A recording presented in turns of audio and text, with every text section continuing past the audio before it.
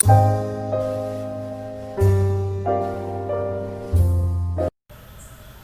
everybody, this is Shiva Ravindra. Welcome to my channel. Today I am going to explain you 1 to 15 the important interview topic. So I am planning to give around 150 questions in upcoming 9 days. So today is the first day. So upcoming 9 days I am planning to give around 150 questions. Today I am going to explain you 15 150 out 15 out of 150 questions I will explain in this session. So day by day, tomorrow I will explain 15 questions, so that once we completed 10 days, so total 150 questions are going to we'll discuss. Okay, so we'll start this today's session. So the question number 1. So here you can see I am planning to give 15 questions for today's. Okay, so the first question, the first and major important question for any interview. So if you see, if you take any interview, so they will ask you definitely this question. If you put some experience means, they will definitely ask this question. Explain me your last project study title as well as primary and secondary objective in detail. So here I am explaining you two studies, the primary objectives as well as study titles, etc. thing, so that you can use this one. Otherwise, you can take any reference from any other projects and prepare the study title and the primary and secondary objective. Here my study title is, it is a multi-center randomized double-blinded crossover placebo controlled phase 2 study. I am not mentioning any drug name here. So to access the effect of the particular drug A versus placebo on high sensitivity cardiac troponin release in patients who chronic heart failure after exercise when used in addiction of the standard of care. For example, here we are dealing with the heart failure related drug, so that will increase the lifespan of the patient. So this troponin release, so high sensitivity cardiac troponin is the one type of biomarker. So our drug is going to affect whether it is increasing that biomarker or decreasing the biomarker. That will depend. So based upon the increasing or decreasing, the heart failure chances are more or less, is depending upon the particular biomarker. So here our objective is multi-center randomized double-blinded crossover placebo control phase 2 study of our drug A versus placebo. Parallelly, they will give placebo as well as some patients they will give our active drug. So they will comparison whether if it is really affecting that particular heart stroke or not. We will decide based upon the placebo. Placebo nothing but it is a dummy drug. It does not contain any medication. Okay.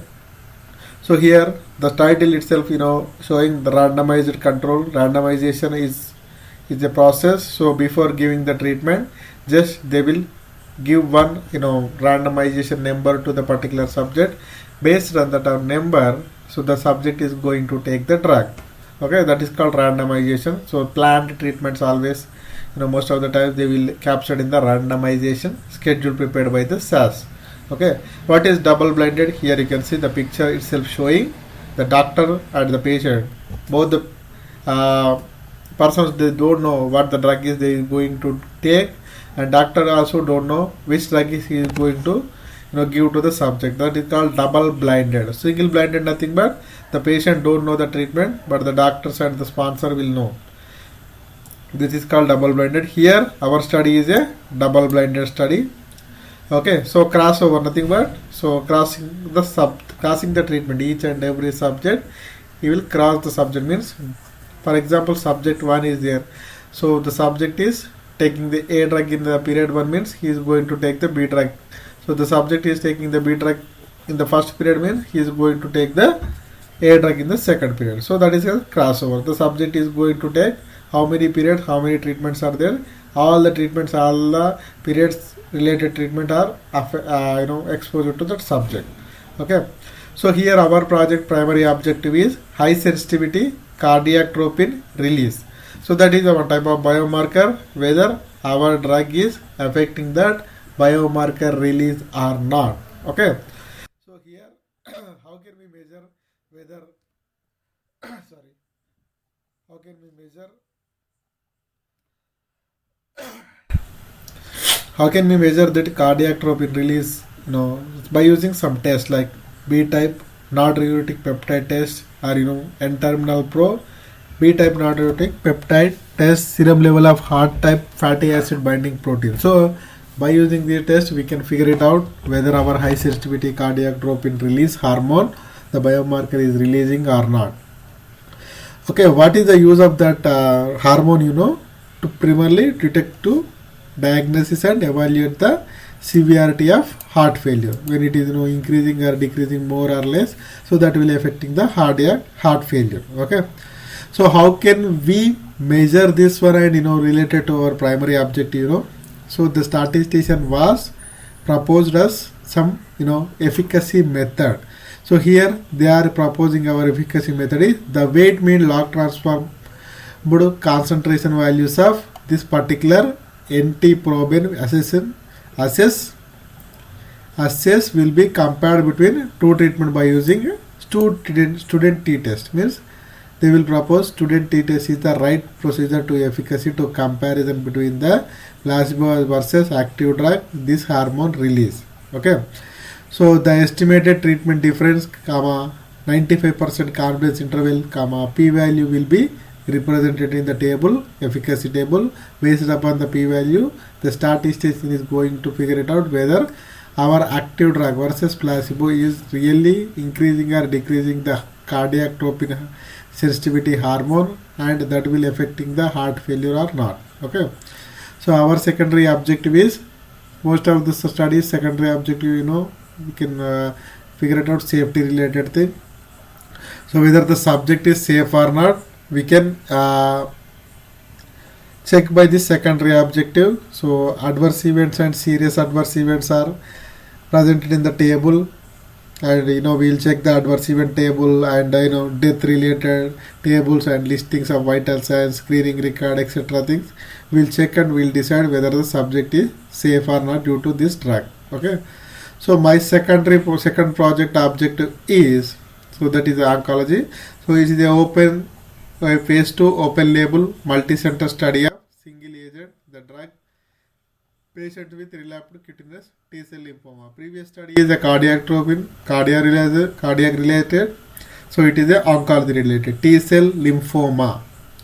Okay, so in these cases the primary objective is overall objective tumor response rate. So overall objective tumor response rate, nothing but, so overall how many subjects are participated based upon their our medication, how much reducing that particular patch size or that cancer cell size, cancer tissue size we can get, and we can do the significant differences there between the previous one and this one, and among how many patients are recruited for the study, how many subjects showing these results. So based upon that we can decide whether our drug is really affecting that tissue or that patch.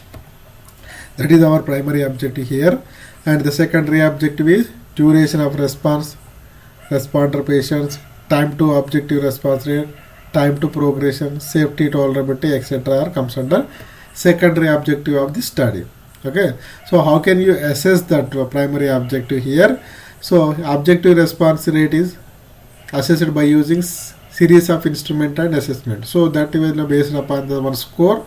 So we can decide our drug is really affecting that particular patch or size. So we have a formula. So mycosis fungi, measurement of skins. So we need to measure that patch size or the plaque size or tumor size. So that will be evaluated by using MSWAT score. So based upon this score, we can assume that whether the patch is decreasing, increasing, or not increasing, not decreasing. We can find out this MSWAT score. So the second method of measuring that one is Sézary syndrome. So measurement of the Sézary cell counts we can measure whenever the subject is under the treatment. So we can assess it by evaluated the blood percentage of Sézary cells, how many are present, whether it is a decrease or increasing. So based upon that criteria we have to decide whether the drug is really affecting or not.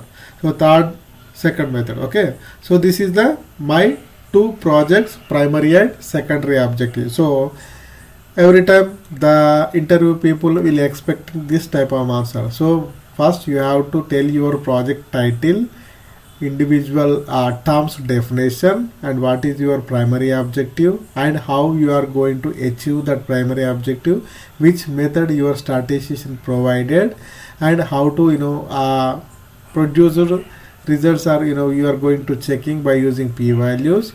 And for finally secondary objective, so safety related data sets what you worked on, you have to speak up to 5 minutes so that interview people get so you have some knowledge on your projects. So most of the programs what they do is simply they started programming without understanding the primary, secondary, study title, etc. That is not a good practice. You have to read your document and then only you can start your project. Okay, this is the first question. The second question is, so this is one logic question. Okay, for example, subject 1001 taking A drug in visit 1 and B drug in visit 2 in crossover studies. Okay, and how to handle in the treatment related variable in a ADSL, or different study designs treatment related variable, how you are going to handle. Okay, so either this question or this question they will ask you. So for example, DM dataset, if you say 1001 age is 30 and 1000 32, and the exposure dataset of this particular two subject. So first subject is taking a 15th February placebo treatment and next actual drug on second period. Okay, so this is a randomization schedule, this is a planned one, and here the CDISC rule is, so you had see the treatment related variable in the ADSL should be TRT XXP or TRT XXPN or TRT XXA. XX nothing but you have to fill. If it is a 2 period study 01 02, if it is a 3 period study 01 02 03, like that you have to mention in the place of XX. Okay, so this rule you can find in the ADAM implementation guide 1.1. Okay, so here you can see TRT 01A, TRT 01. Even it is a 1 period study also, you have to mention TRT 01 or 0 to A, 0A, 01A, 01P, because if it is ADAM standards, so we have to follow that one. If it is 1 period also, you have to mention TRT 01A or TRT 01P only. Okay, so the interview people may going to confusing you if it is a 3 treatment, if it is a 1 period treatment, how we are both the variables are same. So based upon the data, so if it is a 1 period, you have to pick, you have to put TRT 01 or 01 year 01P only. Okay, here you can see 3 treatment study, so 1 2 3. Okay, so this is the question also you are expecting from your interview panel. Okay, so and third question is, so difference between param type and D type. This is the most important question.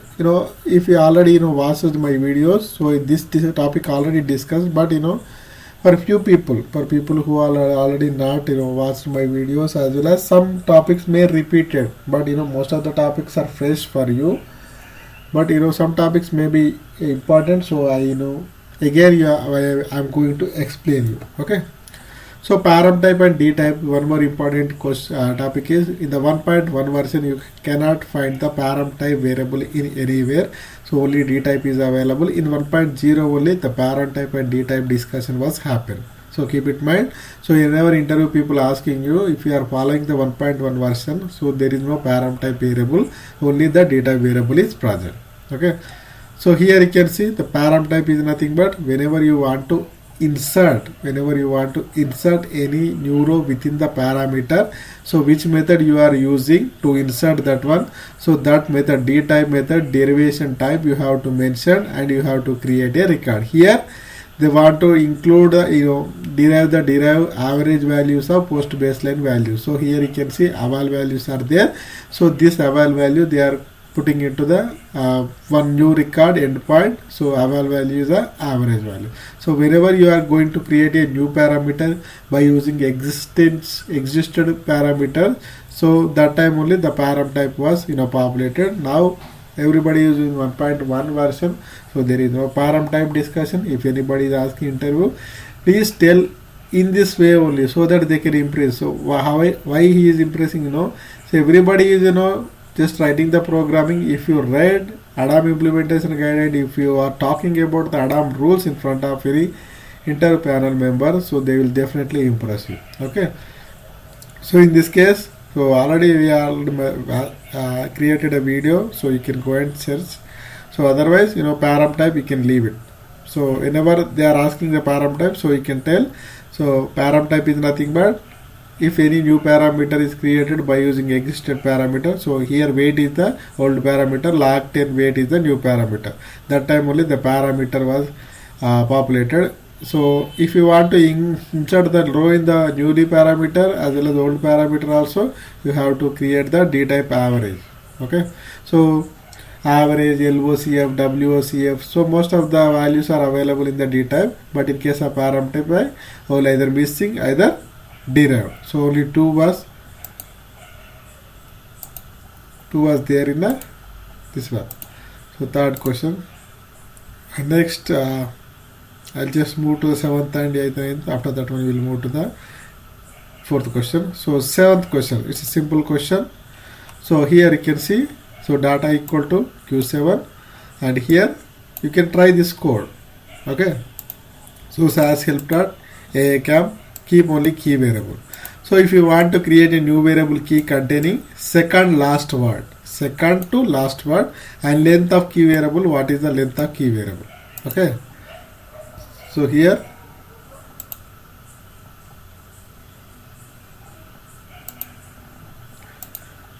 you can see I just running. So Q7, so we need a second last word as well as what is the length of that last word. Just running this one and see -2. So most of the people don't know why we are using -2, means second last word. So ASC is the last word. So if you see here, this is the 60 character. So what is the key length? 60. So if you are picking the string also by using the char function, the same length is applicable to the newly created variable. Okay, so 8th, 9th questions, 8th question is, for example, this is there in the Q8. So here if you want to only contain vascular disease related things, okay, vascular disease related death reason. So here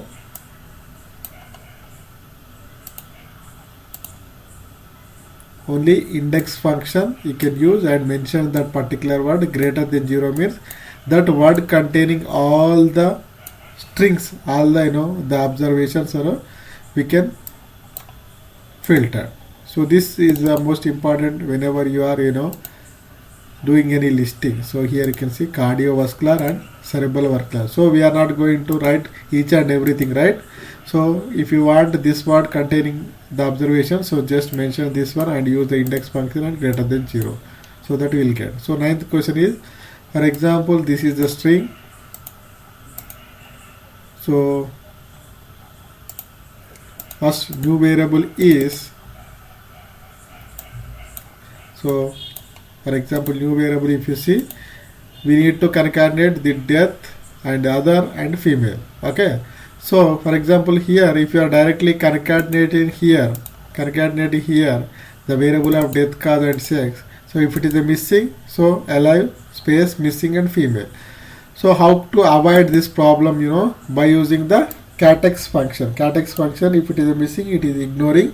So what are the 3 variables, up to 3 variables, what are the values are there, so only the values they concatenate. If you are directly using the strip function or anything, so status slash death cause slash, if using this one, so if it is a missing, so the missing also be populated here. So how to avoid that one? By using the catex function.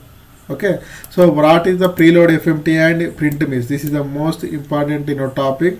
So here for example, if your data containing only female subject, but they want showing the 0 count as a male subject in a demographic. So most of the programs what they do is just create the dummy data sets and remerge to the main data set. But by using this preload FMT print miss option. So directly no need to write any dummy programming, just directly producing the outputs with the zero counts. So here for example debug is there, so in the debug, so these are this one, so male female is there.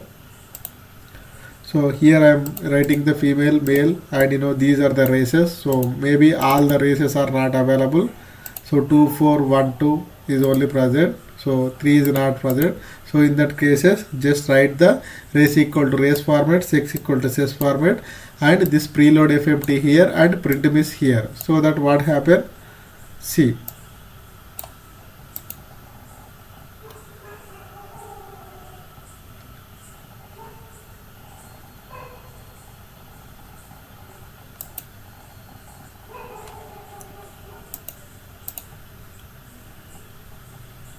So demo 1, if you see here there is a missing values, means we can round up with 0 values. Okay, so if you are directly writing in the proc freq method or any method, so we want to get only the number of observation containing records only come here, you are getting the missing also, so you can directly give the, if it is a missing, then you can apply the 0 values. Okay, so some sparse option also used in the proc frequency method, but this is not good because it is giving all the combinations, so that is somewhat headache. So this is also giving the 0, but this was applicable to if it is 2 observations or 2 variables, it is fine, but more than a 2 variables, so that will give all the combinations to all the categories. Okay, better you go prefer with the preload FMT and print miss options. Okay, so the 15th question is here, simple and but straightforward question, how you are going to get the counts and percentages in data. So most of the times count for the continuous variable, getting the summary statistics, we use the proc means and proc means, the proc summary as well as proc invariant. Please remember this procedure, so this procedure is very much helpful in our real-time scenarios as well as interview perspective also. Okay, so coming to this 14th questions, so types of Adam structure dataset and SGTM classes. Okay, so here as per the implementation guide 1.1 version, so there are 4 types of major important types of datasets: ADSL, BDS, OCCDS and other. So non-Adam standard analysis datasets also there, but you can easily identify they are not suffix with AD. So if whenever you see the standard Adam 1.10 or datasets, that will give ADSL, ADLB, ADBS, ADMS, etc. ID nothing but analysis dataset. So previously in 1.0 we don't have any OCCDS or other dataset, just ADSL and BDS. Now they include the OCCD, occurrence related AE and CM, etc. Occurrence related dataset comes under this OCCD.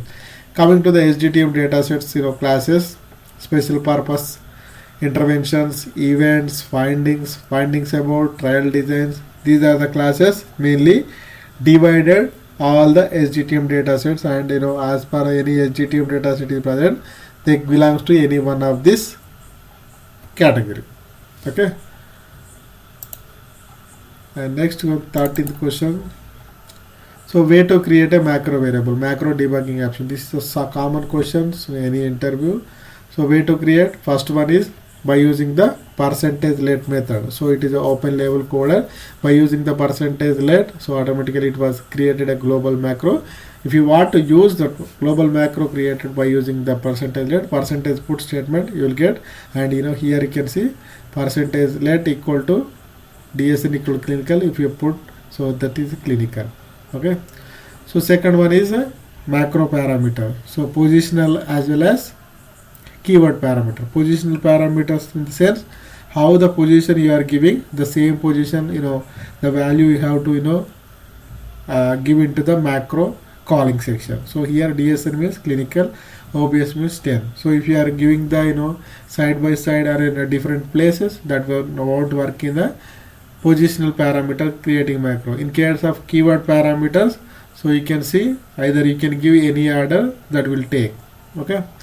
So third method is by using the proc SQL step into class method. So you can see into class method you can create the macro variable. So for example, name containing these many 18 19 number of observations. So if you want to create, so you can here distinct name into class 1 to 19 with this SAS help data set. So all the observations are converted into macro variable. We can use them whenever it was required. So fourth one is calls input method. So calls input method, the particular variable name and this count and name. Otherwise, if you want to give this one name CNT, so count. So here also we can create the macro variable by using the data step by using calls input method. Okay, so what is the macro debugging option? Generally mprint, mlogic, symbolgen, so mlogic etc. things we are going to use for debugging the macro. Okay, so here for example temporary data set is there. So beginning of the execution and what is the value. So 1. So mprint is nothing but base code it was printing.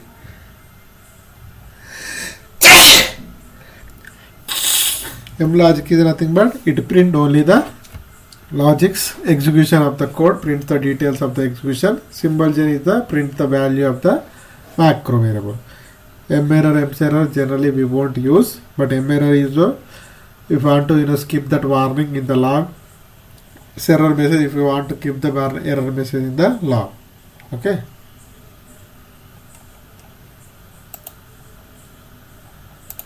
So 12th question. So what is the percentage eval and percentage eval? This is whoever having the macro knowledge, then they will ask you this question. So for example, if you want to sum 1 plus 2, so directly if you are using the macro variable a and b, so that will give you 1 plus 2 only, that not summing. So if you want to sum the macro variable values, so you have to use the eval macro variable function, so that it was going to sum these two numbers. So sysevalf is handling the floating values like 3.2, 4.2 etc. things. So whenever you are handling the integer values 1 plus 2, 2 plus 3 like that, so you can use the percentage eval. Whenever you want to use the floating value combination, sysevalf is the best macro function you can use. Okay. So the 11th question is, so thumb rule for the decimal alignment. So here you can see one of the SAP is mentioned how to calculate the decimal rules. So mean and median should be one more decimal plus one decimal, and minimum maximum values don't have any decimal if the raw value don't have any decimal. Okay, standard deviation has plus 2 decimals and p values are 4 decimals. Confidence interval network 2 decimals, maximum 3 decimals. Okay, so nothing but here you can see, so mean is a 1 decimal, median is a 1 decimal, and standard deviation 5.30 means 30 is the 2 decimal. So what is this thumb rule?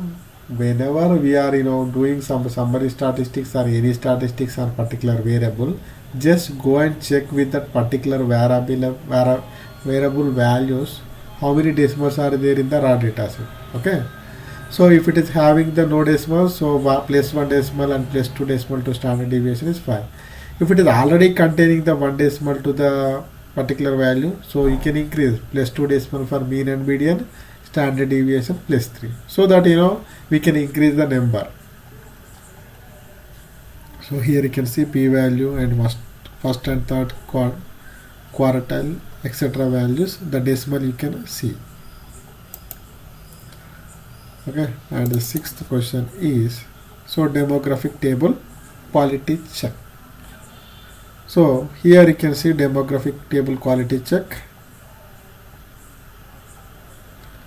So here this topic already I discussed in my other videos also, so one more time I will explain. So whenever you done your demographic table thing, so you can see the capital N count. So capital N count should be if it is a parallel study, it should be equal to 68 plus 136. So overall study, it is In case of minimum maximum, median nothing but middle of the value. For example, 28 is the minimum value, 76 is the maximum value. So median nothing but middle of the value. So it is not a 77. It should be lie between the 28 to 76. Okay. So standard deviation, if we need to check, it is a 11.8 for the A, 13.5 for the B. So 13.0. It either between the 11.8 to 13.5. So it is the all patient count, right? So here also you need to check the sex variable n count. It should be matched treatment A plus treatment B equal to overall treatment in case of parallel study. Okay. So here you can see 200%. So no percentage is greater than 100%. And here also the arrow mark for the race all the counts should be matched with the n count. Okay.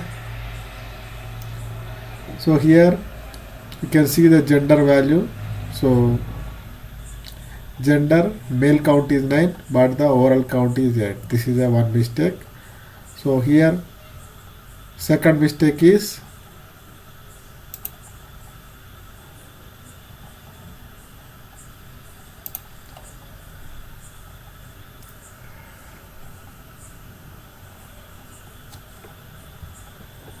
so first mistake is this one and second mistake is 110%. So no percentage greater than 100%, right? And third mistake here you can see 0, 0, 0, 8 and 9. So here you can see 8 plus 1, 9. But total we have only 8 subjects.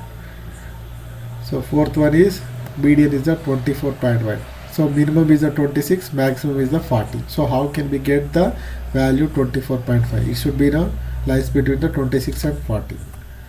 And fifth one is here you can see minimum is the 26 but overall minimum is 27. So overall nothing but either test or reference, right? So overall 27 is wrong. So sixth one is minus. So no mean is will getting the minus for this demographic. So seventh one is here this 9 count. 8 plus 9 plus only 9 count. Sorry. So here you can see this is 8 plus 9 plus 9 is 9 not 9, right? So 8 subject is test, 9 subject is reference means. So 9 subject and it should be not 100%. 9 divided by 17 something was different, right?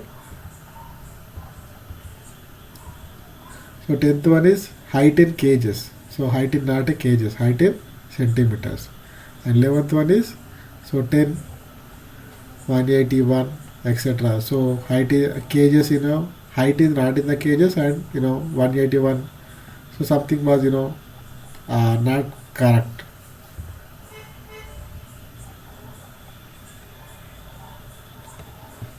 So definition of the mean. So definition of the mean nothing but mean. What is the mean? Sum divided by total number. Here we have 3 numbers, 6 plus 11 plus 7. Totals 24. So what is the mean? 24 by 3 equal to 8. So 8 is the mean. Median is nothing but middle of the value. So if you are giving these many numbers, so median, what is the middle of the value is called median. So if you have an odd number and even number and we have 2 means we have to sum plus divided by 2. 21 plus 23 divided by 2. We are giving the median of the value. So this is the statistics. So how to calculate the standard deviation and etc. How to calculate the mean, etc. Okay. So this is a formula. Simple formula. Number of values, sample size. S is the standard deviation. X is the each value in the sample. X bar is the mean of the values. Okay, nobody will ask in the depth. They will ask you the questions like what is the mean, what is the median, and how to calculate, how to check the demographic table. And the question number 9 is detecting treatment emergent adverse event. So these are already somewhat covered in my previous YouTube videos. So you can go through that one. So it is a refreshing session, some of the question. So in upcoming 150 questions also, some questions may already have covered, because that topic related to another topic, so that I already included in this sessions also. Okay.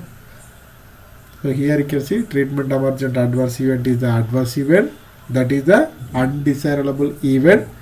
It is not present to the prior treatment, but it is either worsen, either you can increasing their intensity also, we can call it as a treatment event. Means the adverse event is present, but it is not present before the treatment. Okay, so it has to be present after the treatment. For example, headache is there, it is already there in the mild stage. After taking the drug, it is the severity is going to the moderate or severe stages also, we can consider some SAPs. It is a treatment emergent adverse event. So here you can see, for example, this adverse event. So A term is hypertension. Initially it is a 1 grade and later it is a 2 grade. So it is a increasing their intensity. So here also you can see the fever. We are not considering this as a adverse event because this is don't have any exposure start date or exposure end date, so we cannot considering this treatment emergent as. Means whether if it is the exposure date is not present, we are not concluding whether it is treatment when it was happening and it is before or not. Okay. So here you can see mild to moderate, moderate to moderate. So that adverse event is going from mild to moderate is fine. So previously taking the drug is a mild headache and later it was going to the moderate, so it is considered. But in the reverse case, moderate to mild, so intensity was decreasing due to our drug, we are not considering that as a treatment emergent adverse event. Okay.